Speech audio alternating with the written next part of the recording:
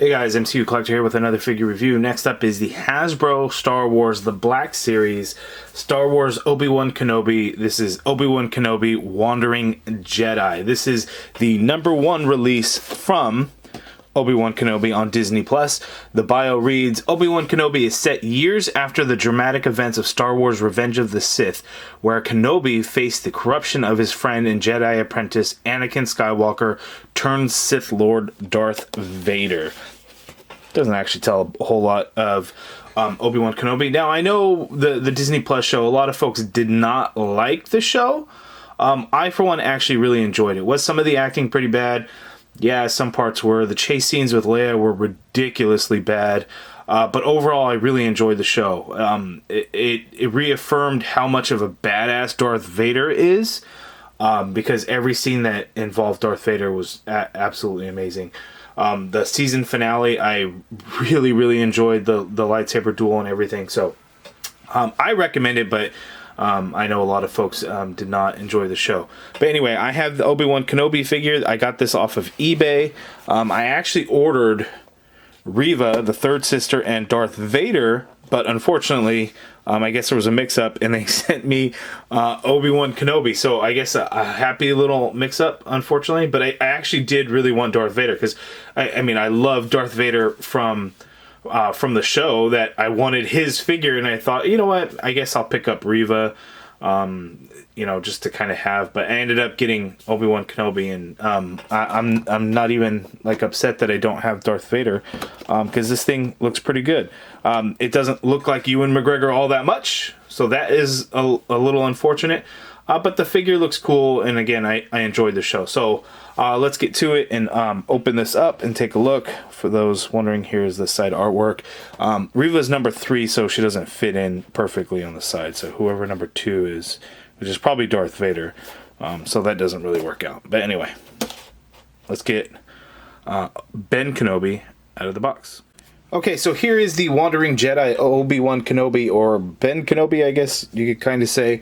Out of the package. He comes with a few different accessories, which is really cool. Of course, we have his lightsaber, and I believe these blades come out of the hilt, right? So here we have the hilt to the lightsaber, then here we have the full-on saber turned on. And this looks pretty good. And again, I don't really review Star Wars figures, so I don't actually have a figure with a lightsaber. So this would actually be my first. So that is pretty cool. I'm happy with that.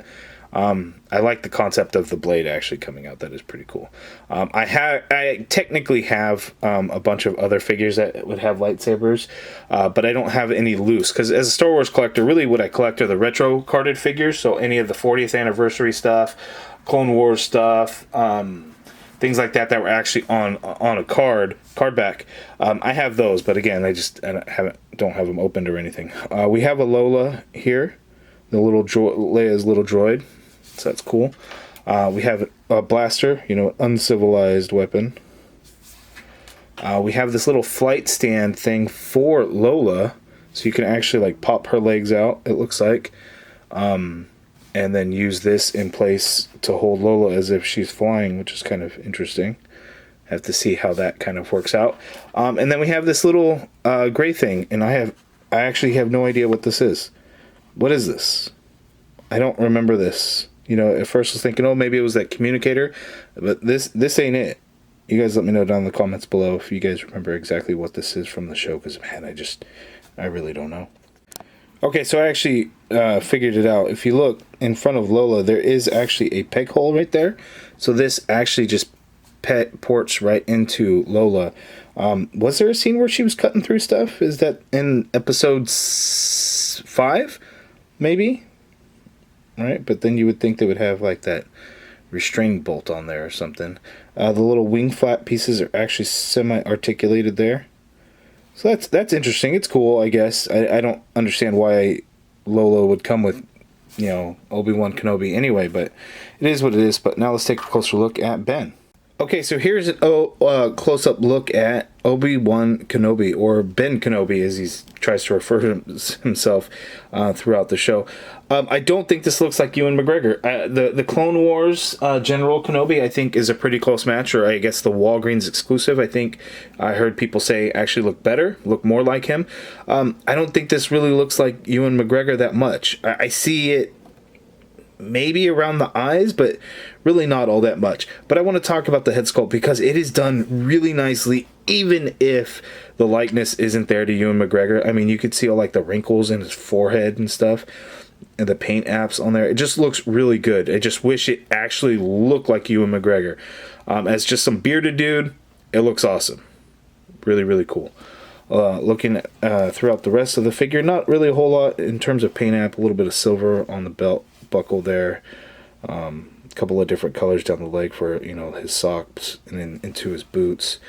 But again, not really a whole lot else to look at up close. But looking back to the figure now, because again, I have very few Star Wars figures that are opened. I don't know if this robe has been released before, if it's the same exact thing as other figures have gotten, like the older Obi Wan Kenobi or maybe Mace Windu. You guys please let me know in the comments below. As you know, again, I don't really review very many Star Wars figures. You guys are going to be more of experts than me, but it looks really good. I love that we actually get soft goods with Star Wars. That's actually pretty cool because like Marvel Legends, they don't do it, right? Let's see, removing the cloak, pretty easy, but yeah, I like it. Looks really good. Put that off to the side, and then here we have the Wandering Jedi, Obi Wan Kenobi. And this looks pretty good, but one thing that just kills me with Star Wars figures, and I didn't know how bad it really was, but most figures are all single jointed elbows, which, you know, gives you a little bit more than 90, which is cool, but why not do double jointed elbows? Or why not do double jointed knees instead of single jointed knees that don't give you shit for articulation? And why would you need a swivel at the knee? It's just kind of one of those things, you know, you have an upper thigh swivel already. Do you really need the swivel at the knee? So that's just one of those things. I just, for the longest time, assumed they all had double jointed elbows and stuff. And I know there are some figures that do, but overall, yeah, not really, right? Yeah, just one of those things. Anyway, he does have a holster for his blaster here, so you can actually holster his weapon. Normally quicker, but because I apparently don't know what I am doing and I'm trying to show you guys on camera, but you can holster his blaster in there. You got to force it down a little bit, and then you do have this little clip to kind of keep it in place like so. And then the hilt of the lightsaber, so if you remove the blade, you will see that there is a peg right there. There is a peg hole right there. So you can actually port in his lightsaber right into his belt, and it'll hang down like so. That I really like. That is pretty cool. Getting back to Lola so you guys can see this. So again, it's a ball joint in there for the legs. You can just kind of pop them out, and then you can use this flight stand piece, and you can just port it in, at the bottom of Lola. So then you can mimic Lola flying. Now everyone's been putting this into his hand, so you can, like, he's holding, let's see how, I guess that's how they did it, so you can get his fingers in there, right? Yeah, so he can hold Lola, which clearly I did not practice this or think this through because it's taken me a really damn long time to figure that out, but you can do something like that. And that's actually a pretty neat little idea to show, you know, a small little flying droid, how it would work out. I kind of like that.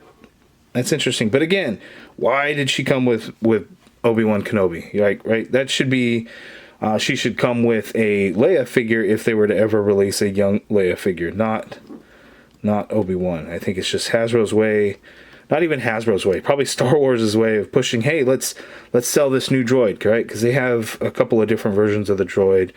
You know, there's R2-D2, C-3PO, BB-8, and now Lola. But it didn't play very big of a role in the show. I mean, I guess somewhat. But still, a nice touch.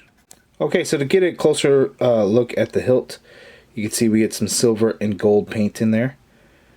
And it looks really good. I like it. Closer look at the blaster. We actually get, you know, black for the handle there. And then it's like this pewter bronze color for the blaster.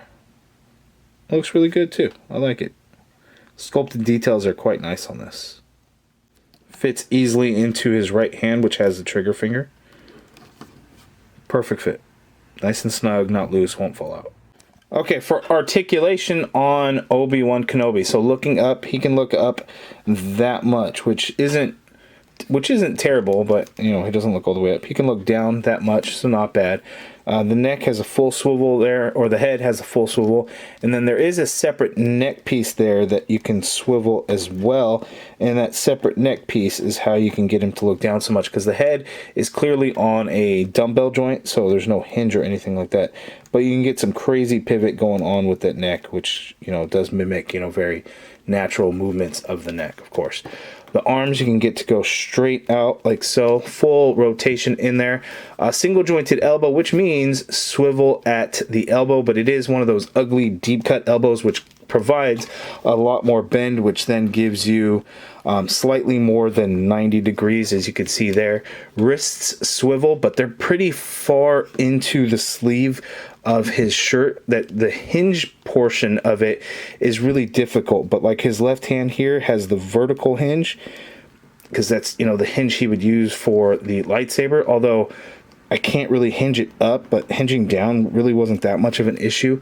The right arm has the same hinge, but again, it's just pushed.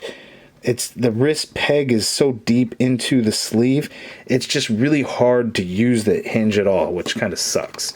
The torso is on a ball joint at the waist, so you can pivot to his left this much, you can pivot to his right that much. Coming forward, not really a whole lot. Going back a little bit more, but then you get that ugly gap right in there. I'm not sure how a lot of Star Wars figures do this, but the tunic, the shirt portion, this is a rubber overlay, so I'm not sure exactly what the torso looks like underneath. The part that they painted, it looks terrible because it doesn't match the skin color, like even close, like at all. Like you get a pinkish flesh tone. Here it's like a orangey color, or like a peach color. It just doesn't really match. But again, that is a rubber overlay. I'm not sure what the torso would kind of be like underneath, since I'm not real familiar with the Star Wars figures. Sorry guys. Swivel at the waist as well.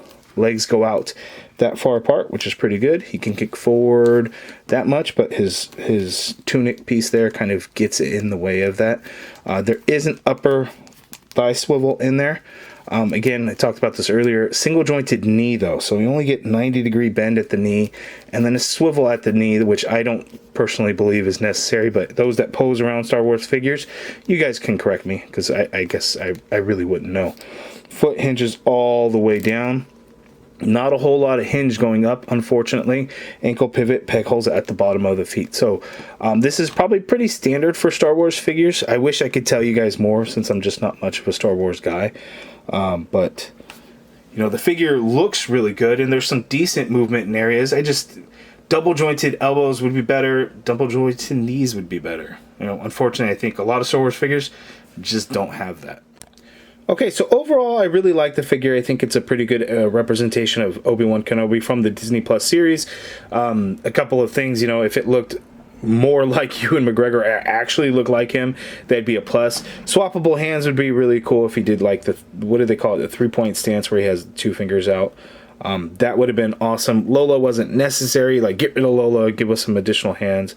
But, you know, if the articulation was improved to like double jointed elbows, double jointed knees, you know, definitely would have went a long way. But yeah, I think this figure looks great. You guys let me know down in the comments below your thoughts on this Obi Wan Kenobi figure, your thoughts on the series. Let me know. I mean, I know it's probably going to be a mixed bag there, but I'm genuinely curious. I really enjoyed it, and I get that there's potentially plot holes and everything, but I think that's the problem when it comes to prequels. For anything, you're just stuck into this thing, and you have to try and fit a story with a known beginning, a known end, and you have to create something in between. Was the show necessary? No. but they wanted to tell a story. And you know what, I enjoyed it. If you think that, you know, it creates too many plot holes and stuff based off of episode 4, A New Hope, what about the prequels, right? If you like the prequels, that retconned and plot holed so much of Star Wars. So did Empire Strikes Back.